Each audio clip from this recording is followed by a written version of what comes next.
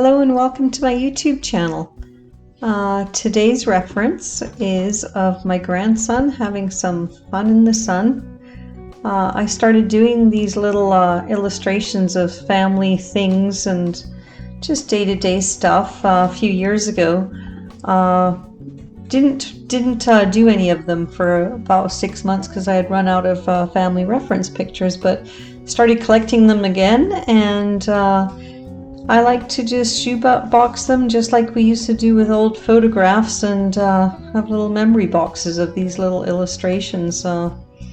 This one I've done in Casein. It's a little 6x8 on 300-gram watercolor paper. I've just got my Casein, and then this is the second painting that I've done with it. So far I really like it. It almost to me feels like gouache but better, and a little bit of workability, but at the same time, if you want to wait for it to dry and then do a complete new layover or a glazing over top, you have that ability to do that. I find gouache a little difficult to work with if I'm doing skin tones because they can be tricky anyways.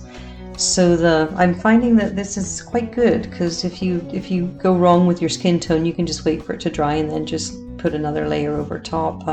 The colors are beautiful. This is Richardson Shiva Casein, and I don't know if there's other brands of it. It's the only one I've seen of it, but love the colors. They're just so rich. And I find with gouache, maybe it's because I work with a dry palette when I use them, but they tend to be more watercolory, and then I have to gradually thicken the layers, whereas with this I can start off fairly thick to begin with, but I just really enjoy them. They're just really rich and a little bit more full-bodied, I find, than gouache.